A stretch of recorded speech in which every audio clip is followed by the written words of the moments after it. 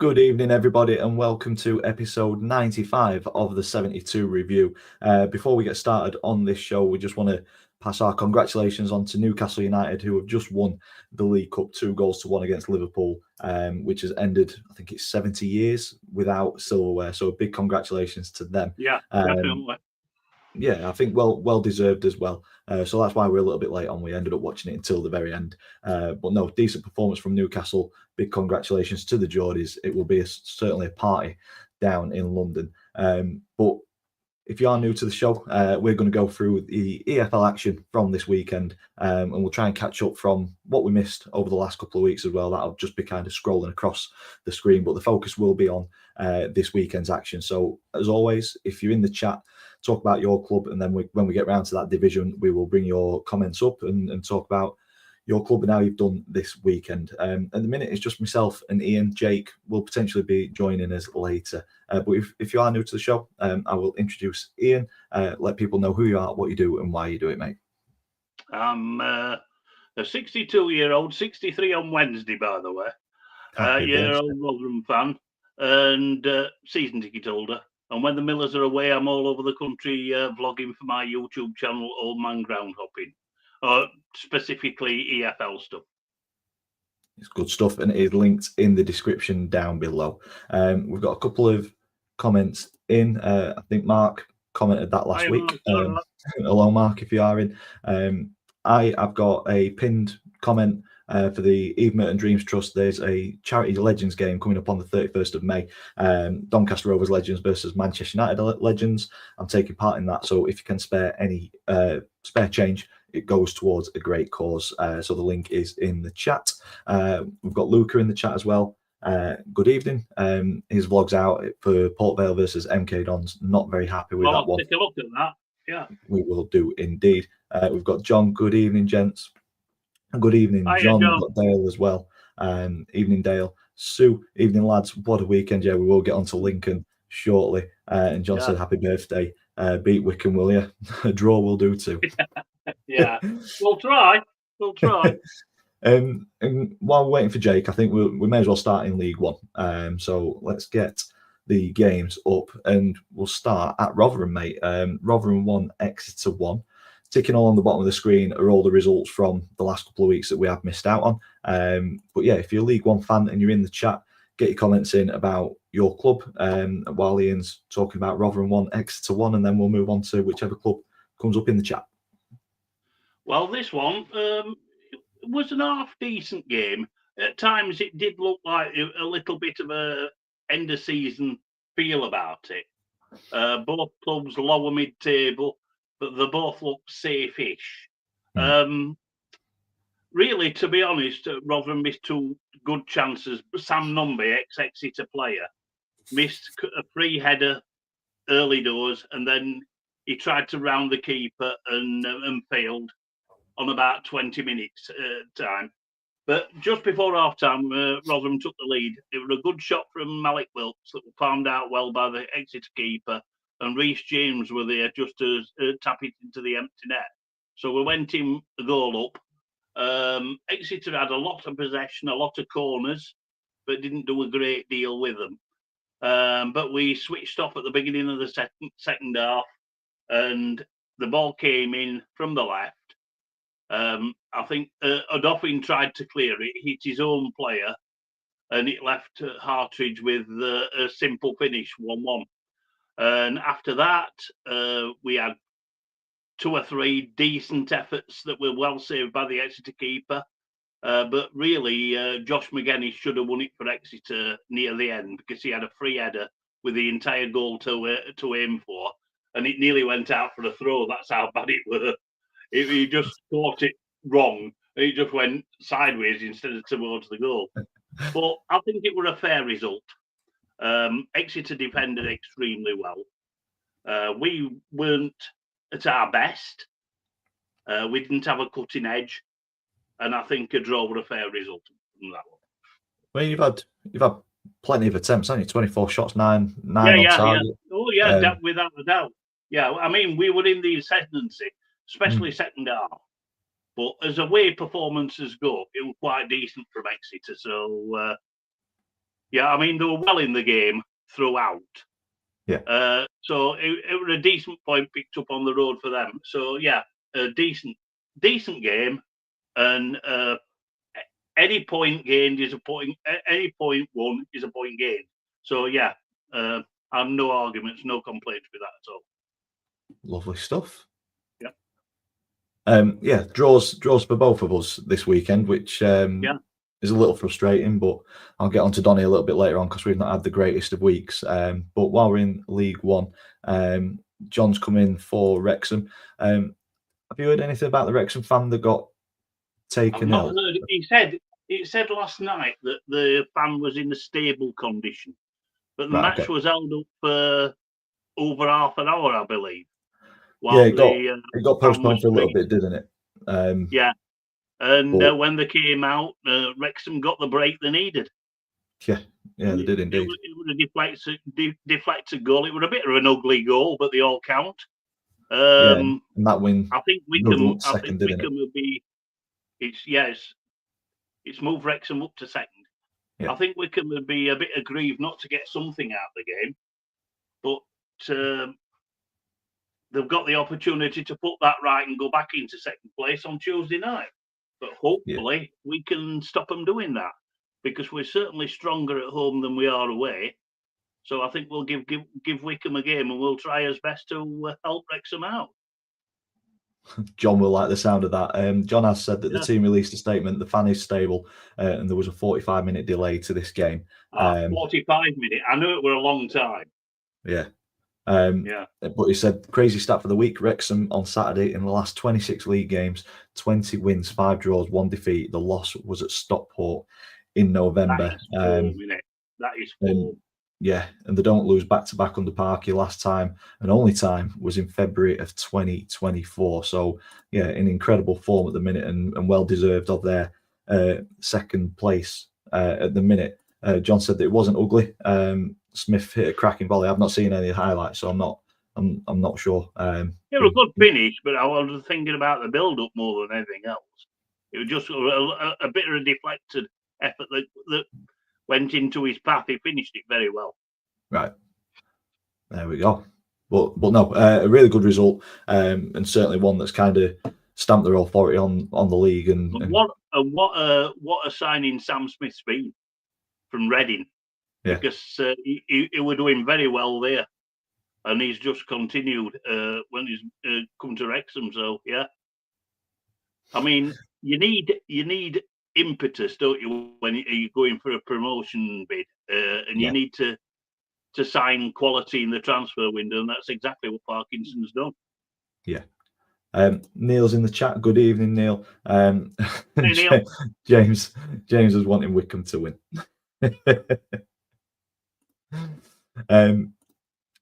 John said Fletcher headed it to him directly. He is straight from the air. I'd have to have a look at it. I've not seen the highlights, but a decent win nonetheless. Yeah. Sue's in the chat as well. Talk about decent wins. Ooh. Yeah, she said yesterday's game we played like we have been working up to all season. 1 year today we beat Rovers 5-0. It was a Jovan McCarmer hat trick. He came through our academy and he was absolutely unplayable yesterday. So a really good result. You get games like that when a player just hits it. It's its form. Yeah. And you can't argue with 5-0, can you? I mean, I think Lincoln's got too much to do to gate crash the playoffs, but they're a good side and they're formidable at Sincilbank. And Bristol Rovers, they're going to have a fight on their hands to stay in this league. Yeah. I mean, yes. I know they're quite well placed at the moment, but you only need a couple more defeats and you're really back in the round stuff. Yeah, indeed. Yeah. James is loving that Rovers are not turning up. A little bit of a rivalry around that part of the country. The banter is already starting a couple of minutes into the show. Welcome from second in League One to the bowels of League Two. No, I wouldn't. I mean, League Two is a good league. I wouldn't call it the bowels. I don't know. We're in it. It's certainly the bowels. It's not the greatest place to be. Peter Heppel saying "Tomped by Coventry" and then watch them and then win the cup. One of the worst weekends ever. So yeah, not a great one for Sunderland. Seeing Newcastle win a trophy for but the first time. They deserved it. They deserved it. Yeah. Mm. Another big win in League One. Huddersfield sacking the manager. Anthony, good friend of mine, really didn't understand the sacking last week. No, neither did I. He said that really a team full of injuries, it's been difficult to kind of really get anything going this season with the amount of kind of injuries that they've had, and he's not really had a great deal of time to really set his own squad up and his own tactics and things. So Anthony was wanting him to be given a lot more time. But the new manager bounce has certainly helped, hasn't it? It's a 5-1 win. First win at home since New Year's Day, maybe, I think it is. It's been a while since they've won at home.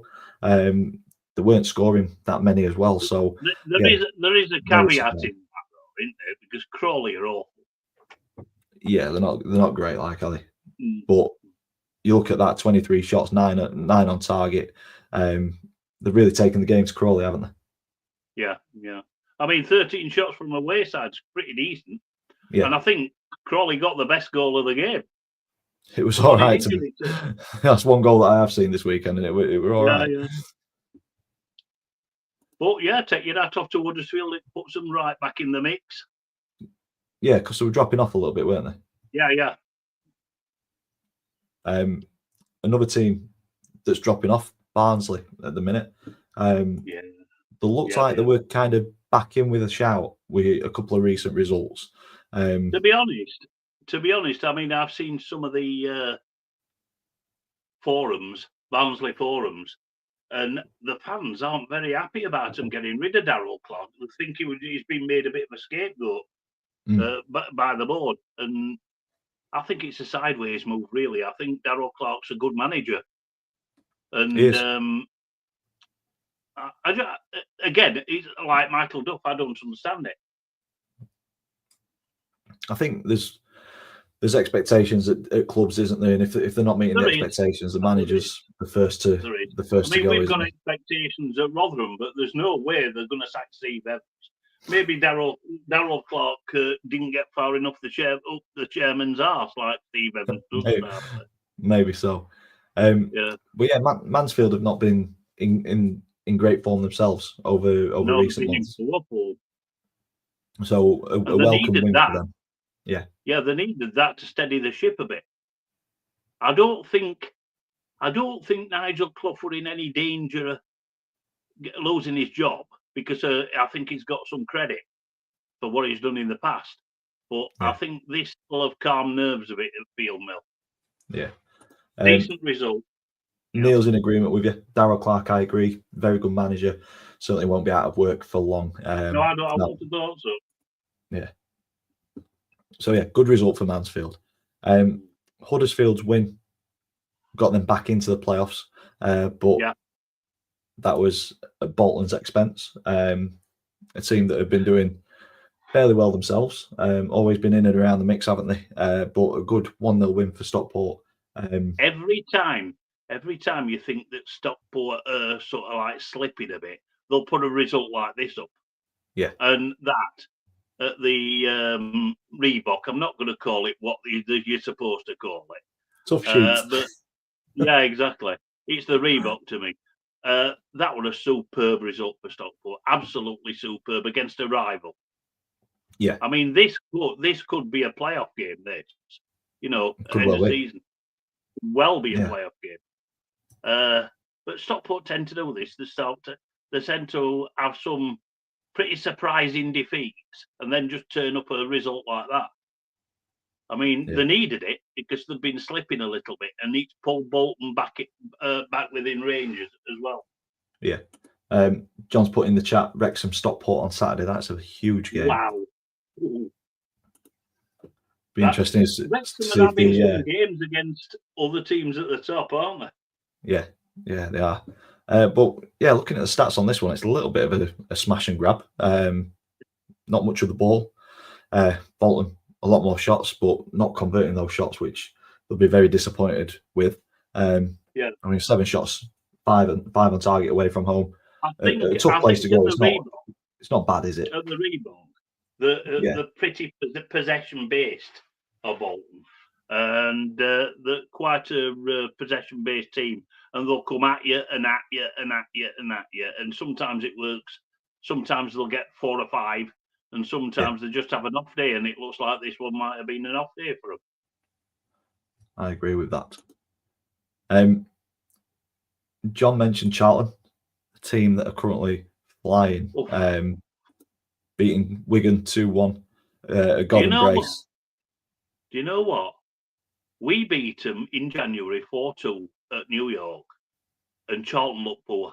They look poor. Yeah. But since that game, they haven't put a foot wrong. No. They've been loss in 13, and that was against Birmingham. So, yeah, they've certainly turned the corner, haven't they? And I can't see them not making the playoffs.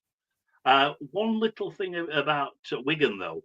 I mean, they've appointed Ryan Lowe as manager, and I think that's a superb appointment, especially getting ready for next season. Yeah. I think Wigan's got a good manager there. Yeah, I think he'll be able to assess his squad over the next couple of weeks, months, won't he? And then see what improvements and what kind of holes he needs to fill in the summer. And then I think Wigan could be one to look out for next season. I think we might well see a different Wigan Athletic next season. Yeah, I'd agree with that. A very good appointment. I think the only other game that kind of really jumps out to me from yesterday was Northampton managing to get a point. Very good point for Northampton. Extremely good point. Fairly even game. That's why obviously possessions heavily in Birmingham's favour, but everything else they've gone toe to toe, haven't they?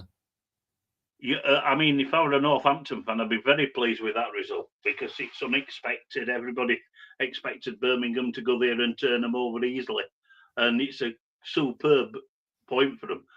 I can't see Northampton going down now. I think they're fighting too hard. I think there's 2 out of the 4 bottom clubs I think is already going to go down. Cambridge and Crawley. I think they look dead and buried now. Not particularly because of league position, but because of recent results. I mean, Cambridge. Yeah. Yesterday's was big against Peterborough, weren't it? That was a chance to kind of close the gap on Peterborough. Local derby as well, isn't it? Yeah. Local derby, that one. It'll have hurt losing that. I saw the Gaffer's post-match press conference on X yesterday. He didn't hold back either, did he? No, I didn't see it. You mean Mr. Ferguson? No, Neil Harris. Oh, Neil Harris, but yeah, what did he say? It's not good enough. His question: fight, mentality, ability in the squad. It's not very often you hear a manager kind of call out the players the way that he did, but yeah, not Steve happy Evans with the group. does it every week. But no, fantastic result for Peterborough. It just kind of takes away a little bit of that pressure at the bottom end of League One. Any other games that tickled your fancy in League One? Yeah, do you know? I don't know. I quite fancy Burton Albion to get out of it because they keep getting decent results. Yeah, and I think that might be one of the nails in the coffin of Gareth Ainsworth's Shrewsbury. Because this would have been a game that Ainsworth had targeted to win if they'd got any chance of staying up. Yeah, and Burton beat especially being at home. Yeah, Burton beat them quite comfortably. I mean, I've seen Burton twice this season, and they've got fight, they've got commitment, they've got organisation, they've got every quality needed really to survive. To survive. And they're the only ones of the current bottom 4 that seem to be putting up a fight. Yeah, like you say, those qualities are definitely needed for a fight for survival. So we will see. Yeah, let's have a quick look at the table. Like you say, Shrewsbury, they're a long way off, aren't they? Bristol Rovers both bottom on 42, Shrewsbury on 28, Well, Cambridge on 29. I would say the bottom three, as they stand now, are going to be 3 of the 4. Yeah. Yeah, I mean, you've got, what is it, 12, 13 and 14 points adrift. But 6 points is a lot to make up. You know, it's a lot. It's not impossible by any stretch of the imagination, but it is possible. Bristol Rovers, I mean, they had a couple of good wins lately, and they need a couple more, really. They need a couple more wins. Neil agrees, bottom 3 are now down. Yeah, I think we're all in agreement with that Shrewsbury, Cambridge and Crawley, there's far too much for them to do to claw it back in what's left, 9 games. I mean, 12, 13 and 14 points to claw back. I think that gap is just far too great. Yeah. Like I say, 6 points it can be turned over. It's only a couple of wins, isn't it? So it could be turned over in a fortnight, but it's just a case of Burton. I can't see him going down without a fight. Yeah. Especially, I mean, 3 wins out of the last 5. That's pretty decent form.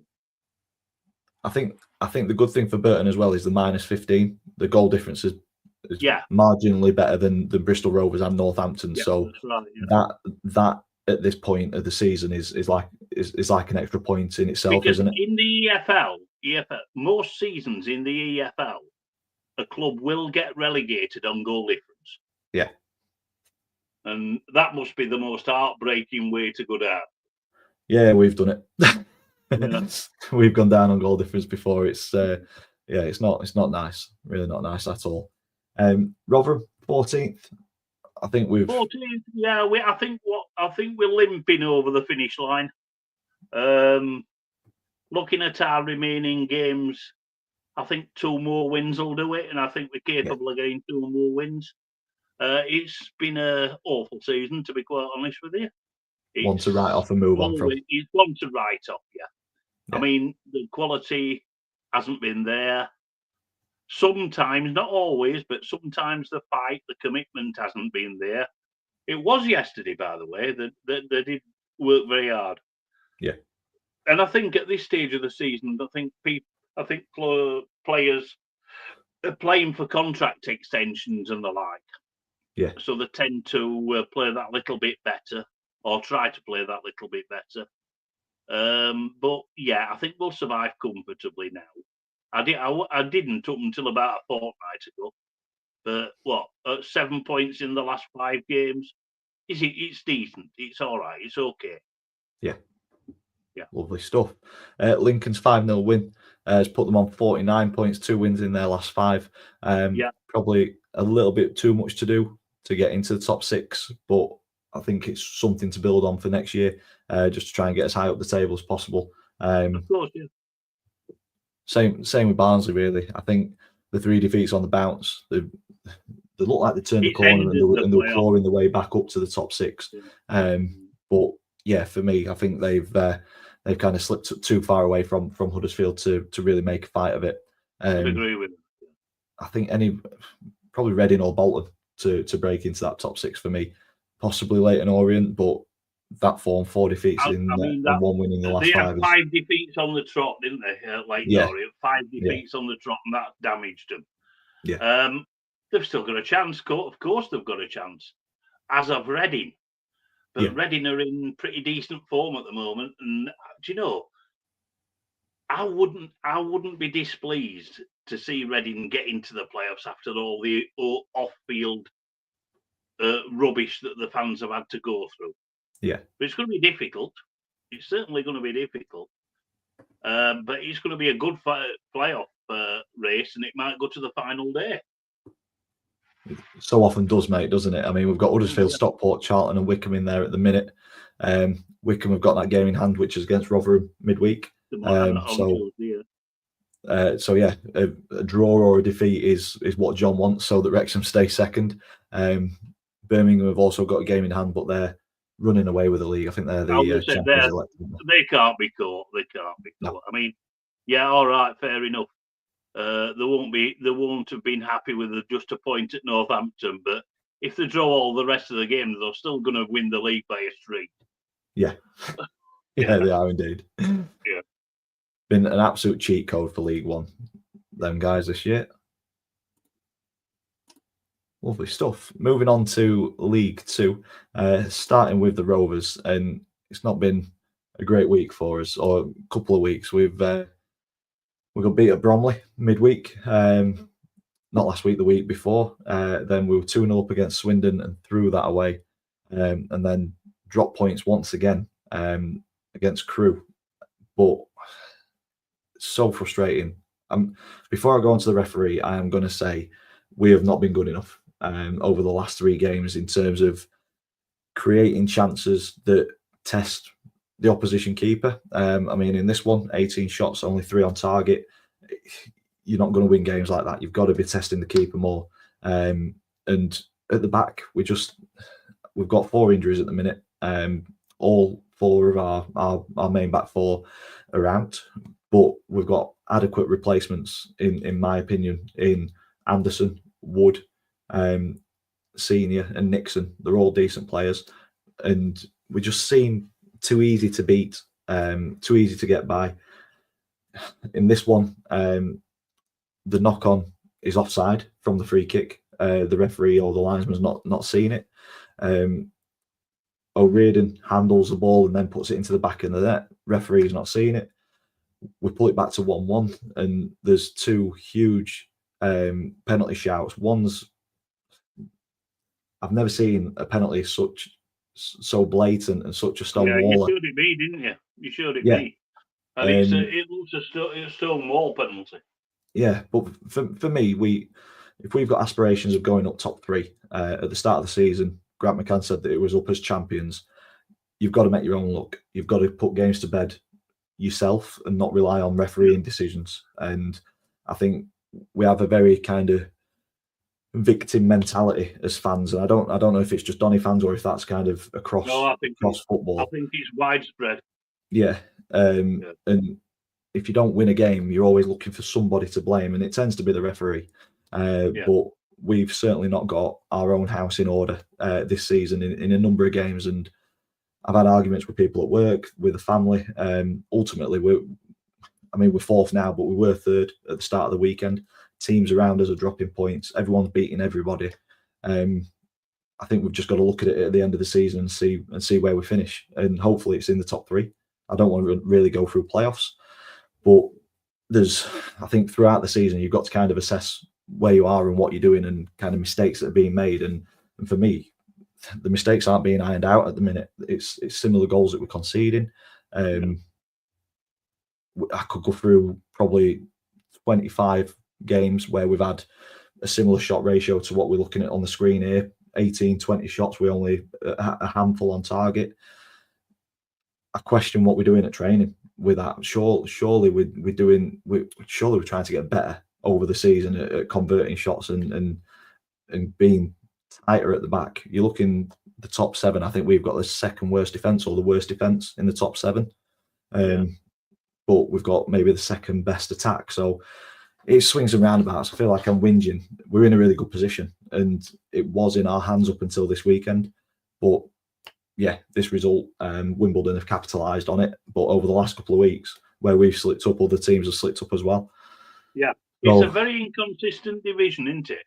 Yeah, I mean, there were one incredibly shock result yesterday as well, which we'll come on to. We will do indeed.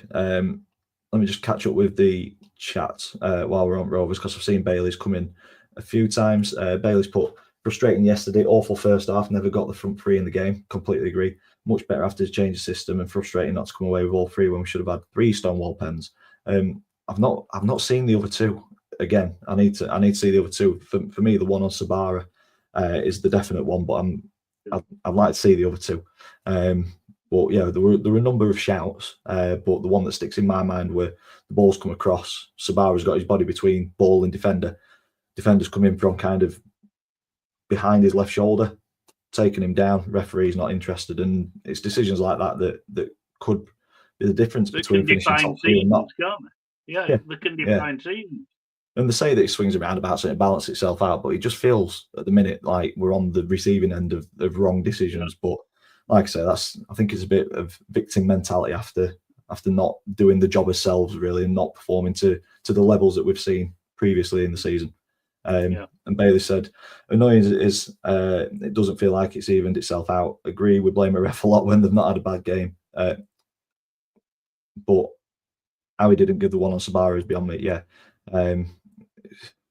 Football, in it. It's just, I just don't know what else we can say.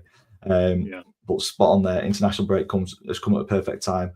Gets a back four back in, hopefully, especially Sterry, who we are missing massively. Just his creativity down the right hand side, we are missing at the minute.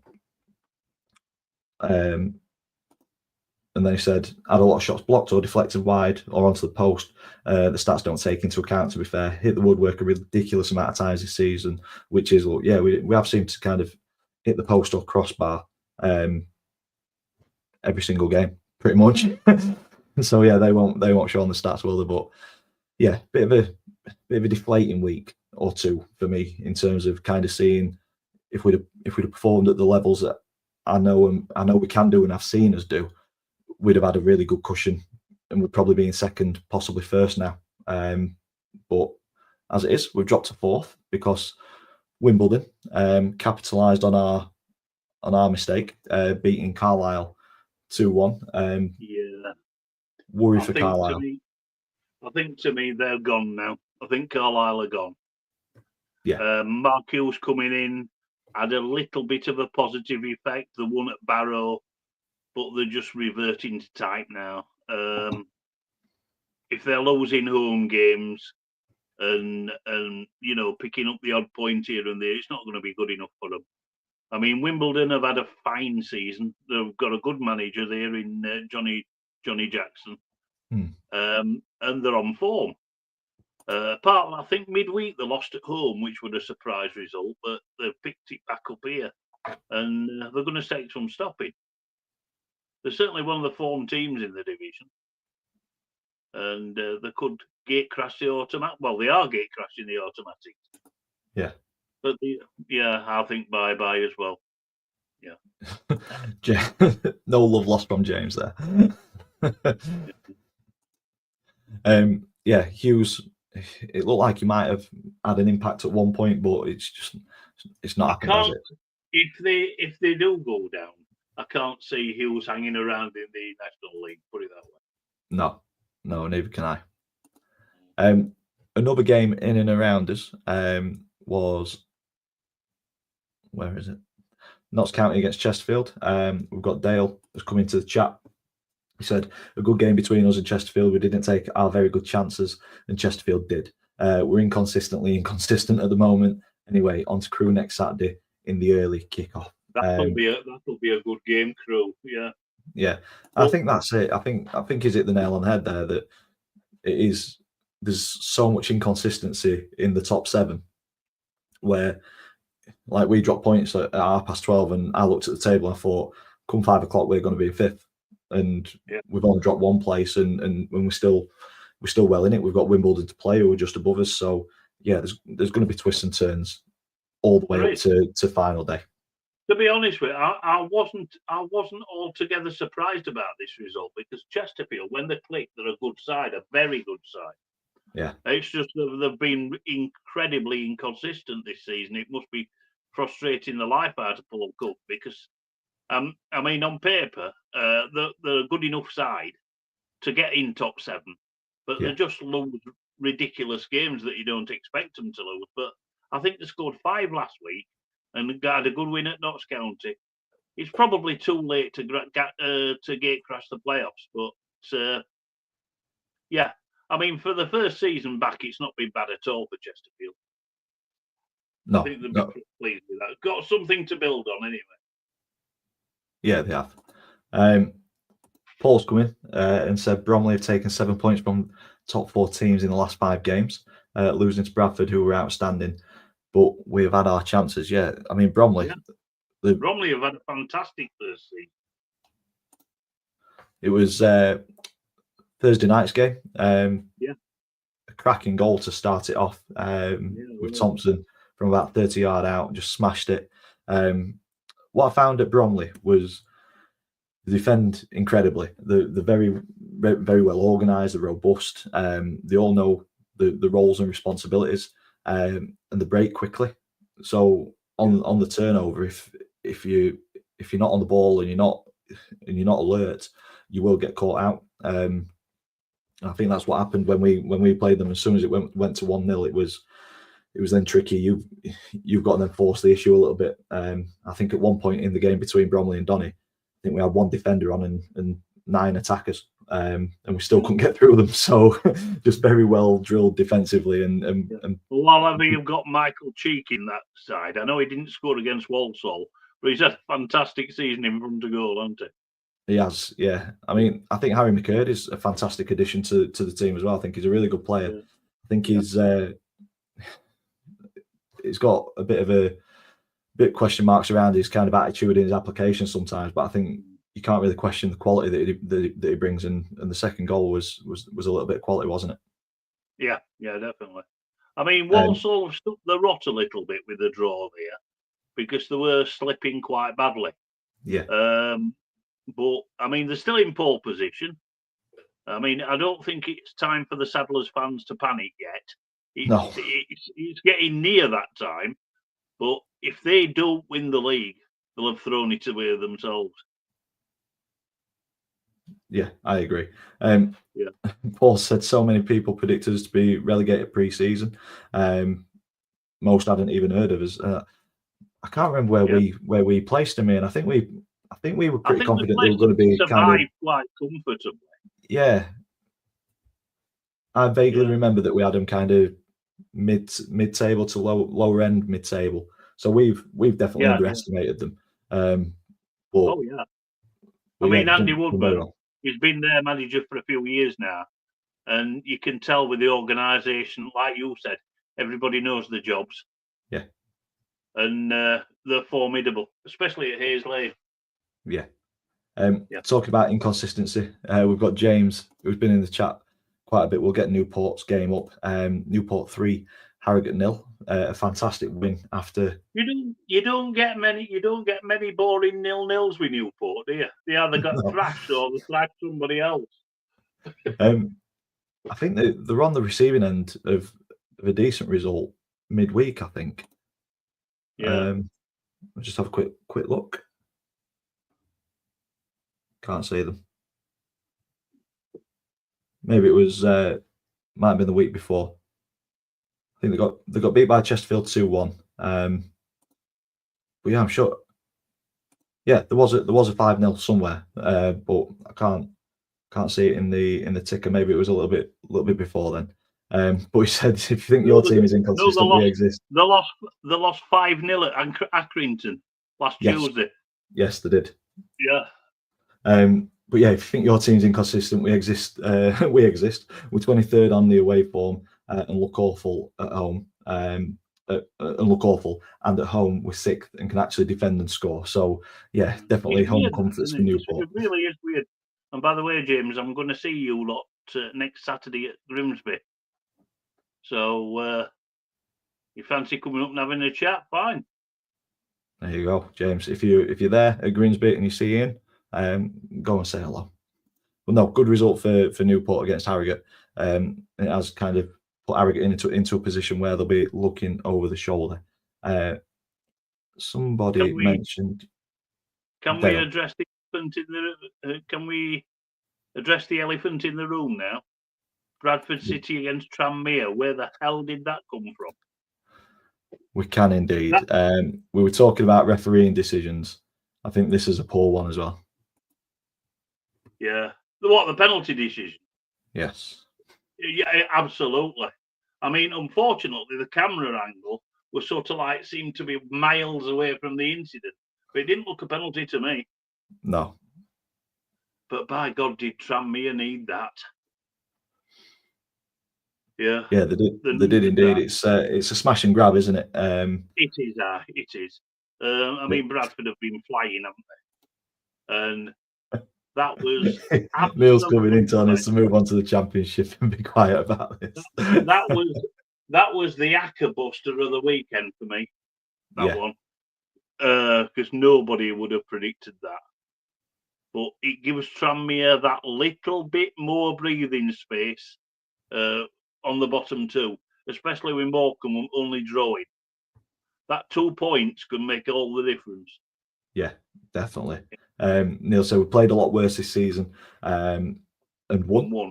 So yeah, it's just a case of moving on.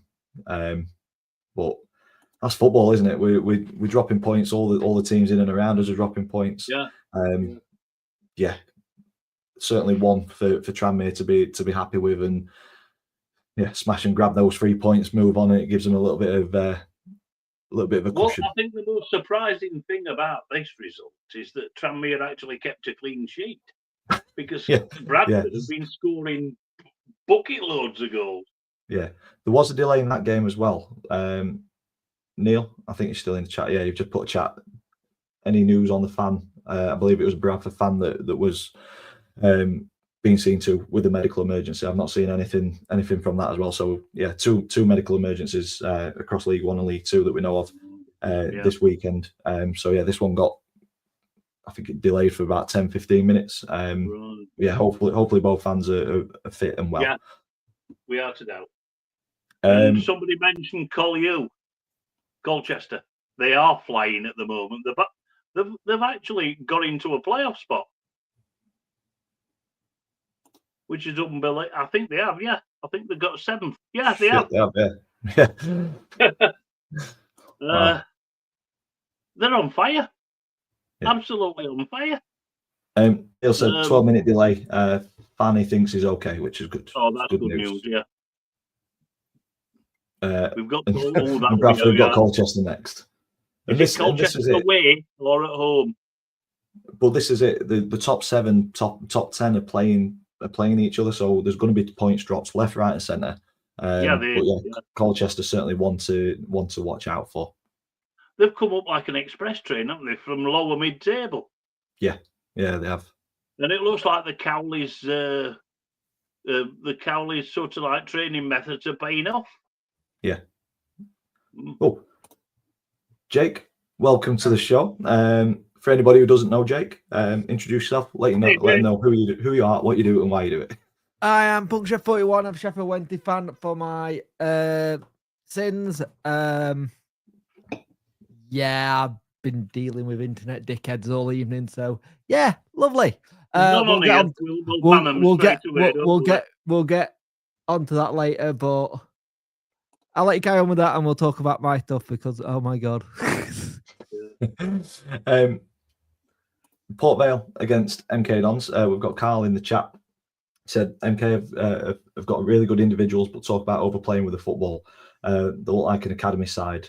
Would take Dan Crowley though. They're a little bit team with a soft underbelly, aren't they? MK Dons that can be got at really. If you get a little bit of physicality against MK Dons, you're beating them. Yeah. And he's also said that no team's really kind of got that consistency. It's very poor League Two this season where anyone can beat anyone. I think it's a competitive League Two, isn't it? Like you say, everybody's beating everybody, which is good. And League Two, I don't know about the bottom end so much, but the top end of League Two will go to the final day. Absolutely will. Absolutely. You've got the support of Neil, Jake. Smile and wave at the internet idiots. Difficult when they involve your kids. Oh, you're joking. No. Difficult when you involve your kid, but yeah.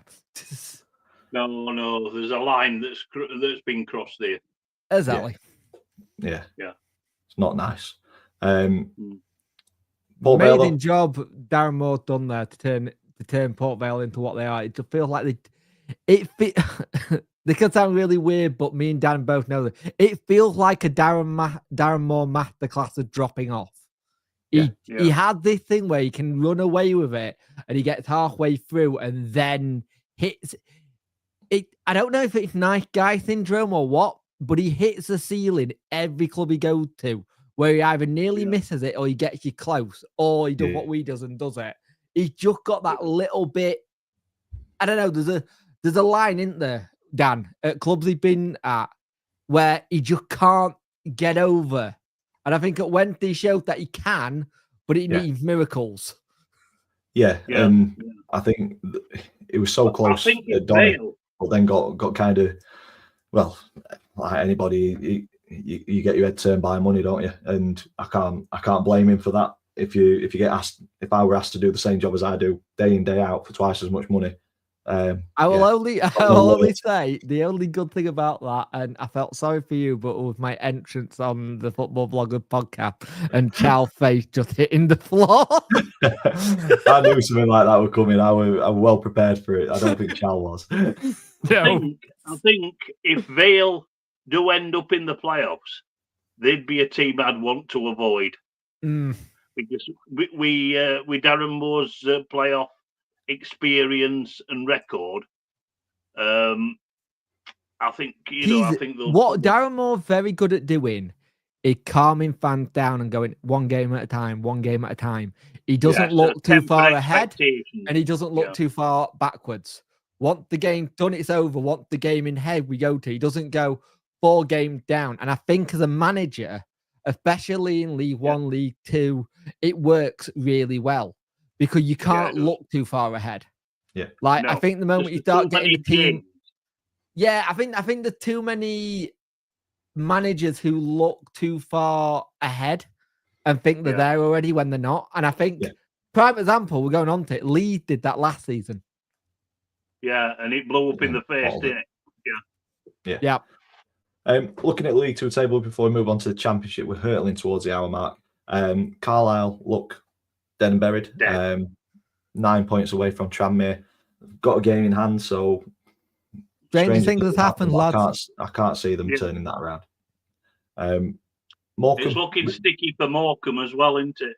Yeah, they recently put up a fight, but again, 6 point gap. They've only won 8 games and drawn 6 all season. I can't see them getting enough points in the last 9 games to overturn. 2 wins on the bounce for Tranmere have helped as well, haven't it? 2 wins on the bounce. Yeah, 2 draws and 2 wins have kind of just provided that cushion for Tranmere, hasn't it? Harrogate doing what Harrogate do nearly every year. Starting well and then just surviving. Yeah. I reckon Atkins and Stanley will have a big clear out in the summer. Yeah. I think they'll have a massive clear out. Because the two teams you're looking there though, that better than NK Dons and Gillingham. Yeah, they've had poor seasons, haven't they? Yeah. Bailey said predictions on promotion and relegation for him. Bradford, Walsall, Donny top 3. Tranmere now survive, so I think he's got the bottom 2 as it currently is. Carlisle and Morecambe. It's very rare the bottom 2 change around this time. I think all the time we've been doing it, the bottom 2 have nearly always gone down. Yeah. And very rare they survived, isn't it? Yeah, I think I'd stick with the bottom 2 as it is. It's a very, very difficult one to predict. What have Walsall done? Yeah. Generally, the bottle jobs and that. Yeah. They were well ahead and they've gone off a cliff, haven't they? It's still in their hands, though. Certainly, it's still in their hands. I think the top 3 as it is now. I don't think we've got enough in us at the minute. I'm not seeing us converting enough chances. I wouldn't write Rovers off at all. We've got the worst defence in the top 7. You're friends with Colchester fans this season, aren't you, Dan?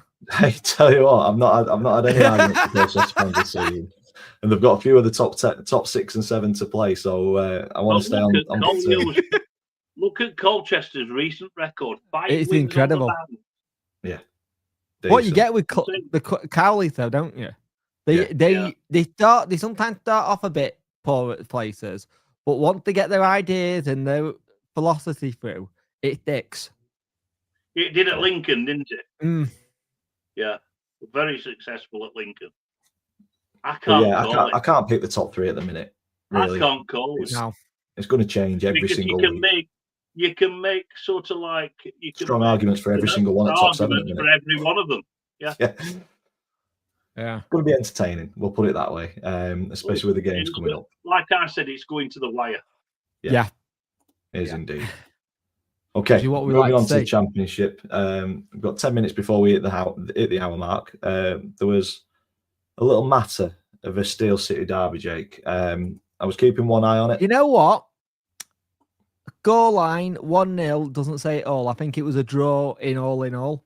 But again, a team like Sheffield United only need a couple of chances, and 9 times out of 10, Sheffield United have done this all season to everyone, pretty much. One chance, they score it. I thought we were decent at times in spells. I thought we looked like we played some good football. The problem is, I don't know if the occasion got to us a little bit or it's just that little bit more quality. I don't like when Danny turned around and said 100, I think it's 125 million their squad to our like 30, but there's a point to it. There is a point to this quality they got. It's annoying that it's Ryan Brewster that good after all the shit that happened with him and Bannon. It's a bit thingy, but fair play. As a game, It's happen like that though, mate, doesn't it? You get ex-players come back and all you, or if there's any sort of run-in with players, it tends to happen like that. Yeah, I didn't see any of it, Jake. I didn't see, and I've not seen the highlights either. We had some good chances. We're just not clinical. We're not clinical enough. And the thing is, after the Blade scored, after Brewster scored, did Wednesday pile forward or we tried to go forward? We tried to play it on. But Cooper do you think the Blades held out comfortably, or the difference between us and them is Cooper's an outstanding keeper. He pulled off 2 excellent saves to keep him in it. No Cooper, they probably lose that game. Man of the map for me. But I thought the referee refed it okay. There were bits of it where he could have been a little bit better. But at the same time, he let it float through. Yeah, Ingleson, I think that sitter at the end was it came at him at speed, he just couldn't direct it. It's like, the problem you've got is we had lots of little chances, but there was nothing that was gilt edge chances. And that's the difference. And Danny come out and said, the data says this. Wilder come out and been a classless prick as he always is, going, data doesn't mean anything. The score on the thing, we've won this, 10 years, this, 10 years. There's a reason why people fucking hate you. Not just Wednesday fans, other clubs fucking hate you. Sorry for swearing, but you're a classless prick. Yeah. You really are. Like, there's a video of him now doing like mind the gap kind of thing. And it's the thing you've got with players celebrating in front of opposing fans on the pitch fair. But if you're a manager, surely you shouldn't be video celebrating anything. Yeah, there's a level of professionalism that you need to maintain. I think across football, regardless of the level that you're playing at, from Premier League down to League Two. I can remember a few years ago. I can remember about decorum. I can remember a good few years ago, and Jake, you might be able to remember this. Ronnie Moore dancing up and down the flaming cop end at Wednesday after we'd beaten. I do remember that. Yeah. I think the thing is, for me, it is I got this thing where if you're gonna do it, fine. Just have a thing, don't film it. Yeah. Because then you make your manager look like a prick. If it's in private and it's stuff, everyone's got a camera phone now. Everyone's gonna post something for clout. Like the thing was like Barry Bannon, where he was saying about Ryan Brewster. The lad who filmed that got fired. He got fired for it. And this is the thing. Some people you could lose people's jobs and stuff like that. And you have to be very, very careful what you do and say and how you say stuff. Yes, you look at the stats say we were actually a little bit better than them. Yeah. Not by much, but a little bit better. So you can understand why Danny's going data. But at the start of this week, if you were giving me 6 points away from home and maybe a point here, I'd have snatched your hands off. Yeah. Oh, God, yeah. Because, I mean, look at midweek. Look at midweek at Norwich. That was an incredible thing. And to be quite honest, Jake,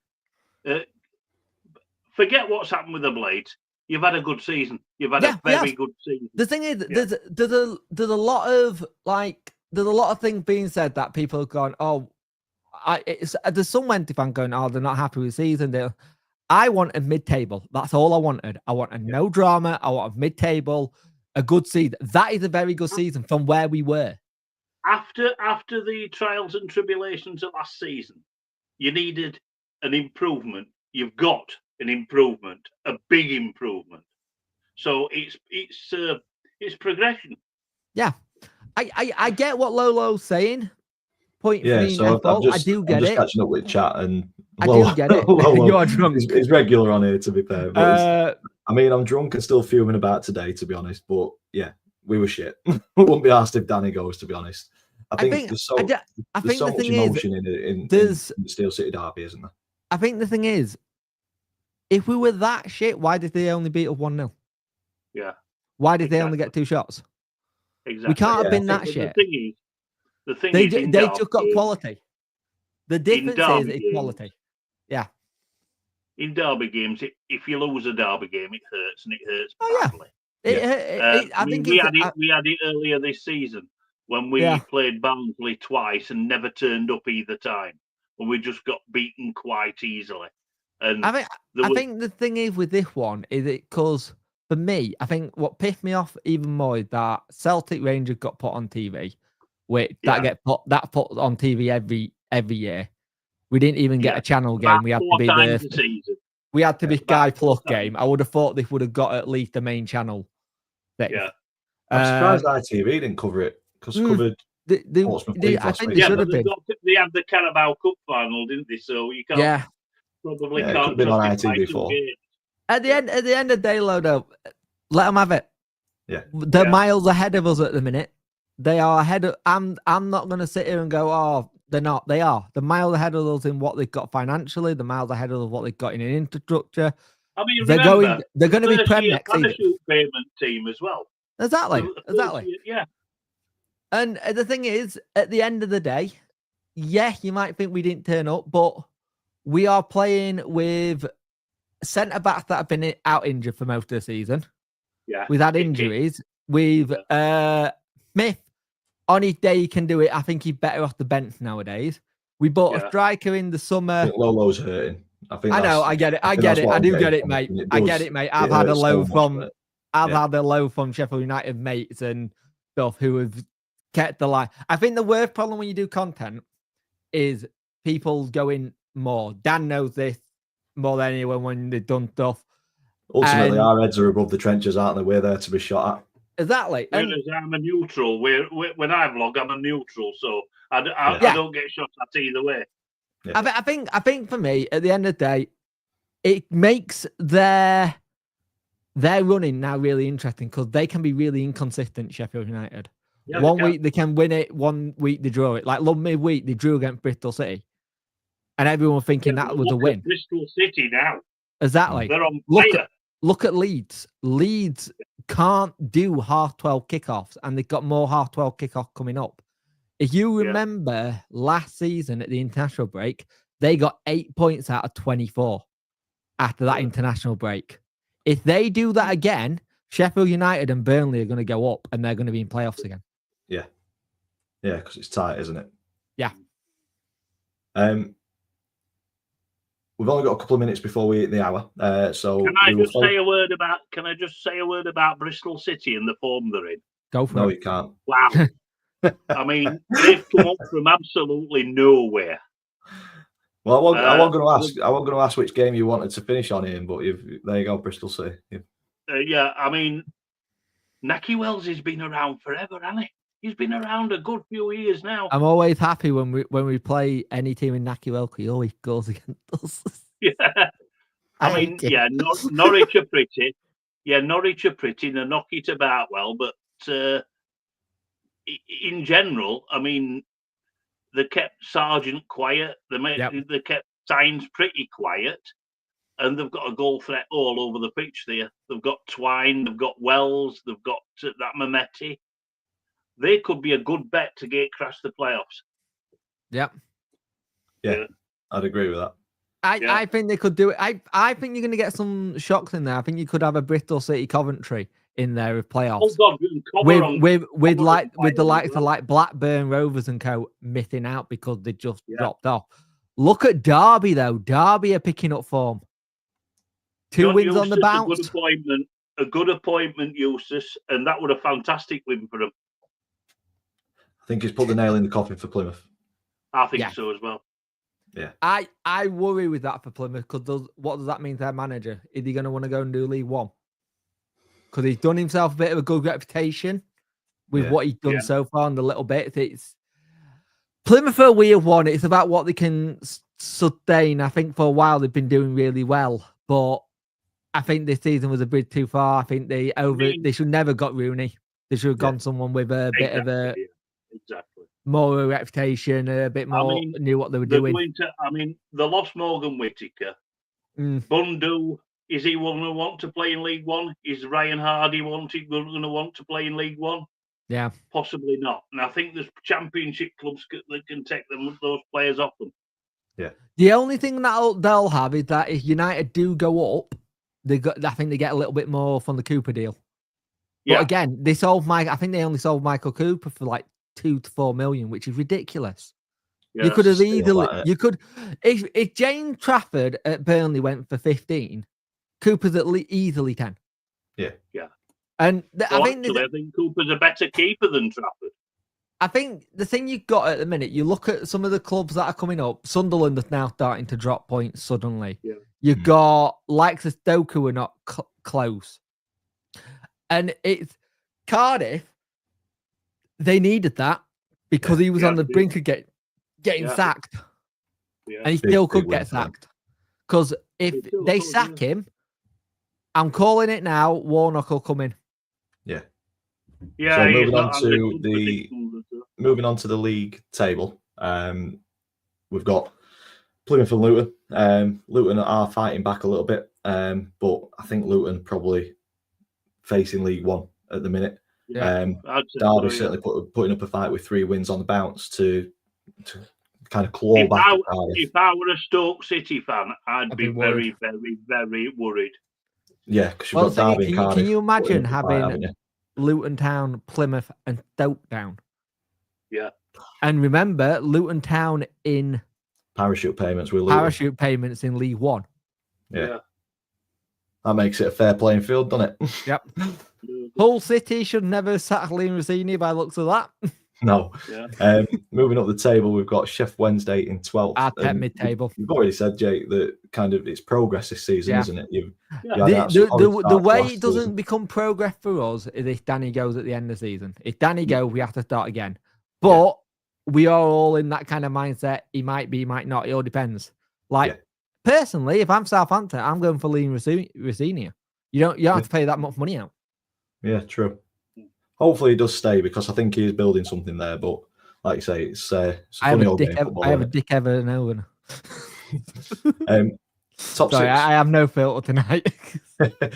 Top 6, we've got Bristol City, just on the fringes of it, same points as West Brom. I think West Brom drop out. And they're all in form. Yeah, I think Blackburn are out of it now. Yeah, I think Blackburn have lost too much by changing manager. Yeah, Middlesbrough could still do it. Yeah, they're not a million miles away there. Sunderland look like they've got the place, but it only takes a Coventry, a Bristol, or West Brom to go on a run and they're screwed. Yeah, there's 10 points between Sunderland and Coventry. They've got 12-point cushion between them and dropping out with 8 games left. You'd like to think that they can hold on to that. The weird thing is the top 3 because they're consistent, but they're also consistently not consistent. Yeah. Is that makes sense? You know what I mean?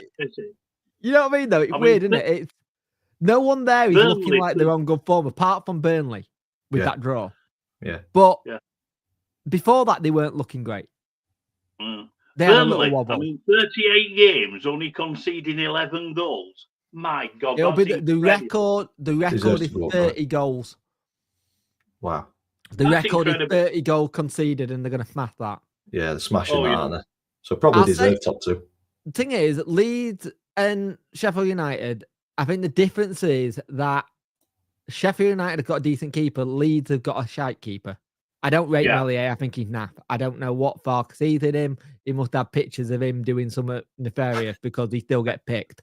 But Yeah. the problem is if Leeds bottle it again, I don't know how that's gonna help, because if they have to go playoffs again, they're gonna lose it.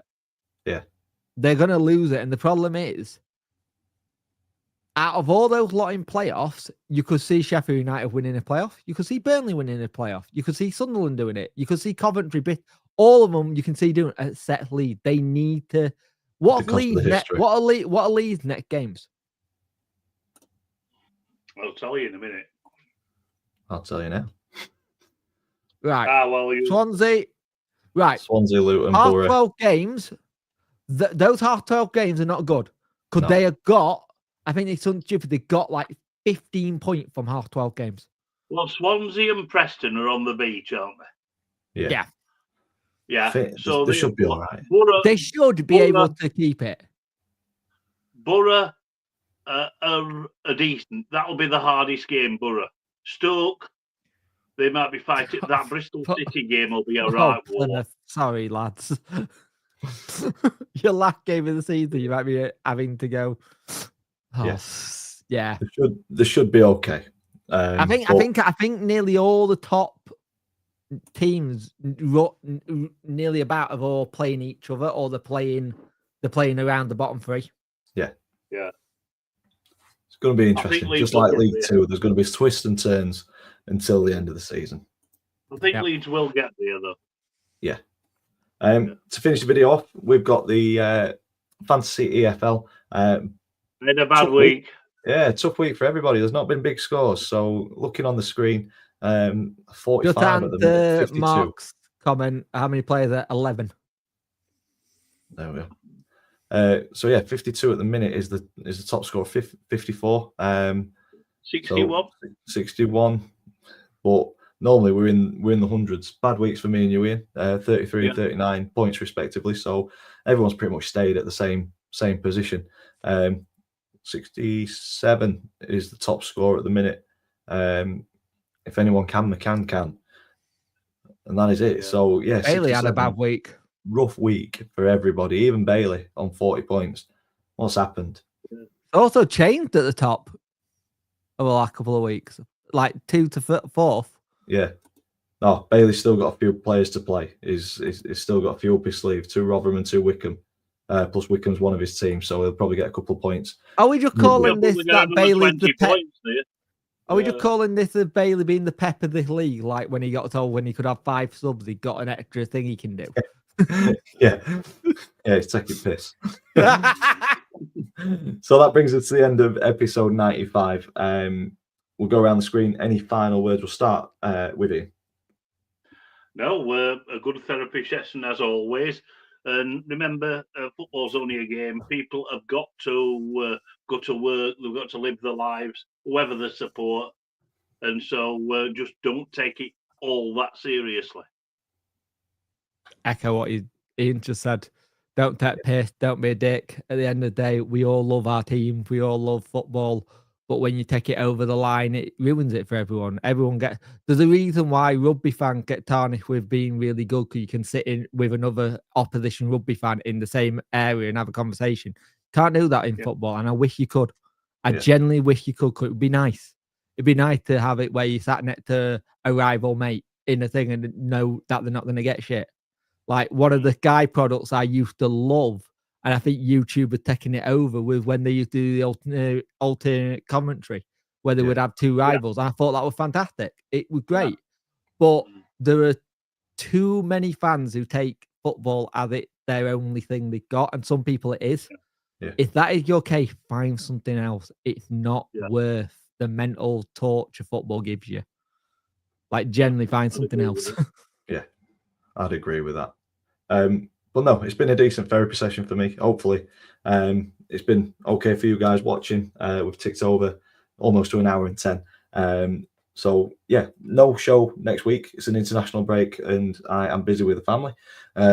So we will we'll resume on the 30th of March potentially.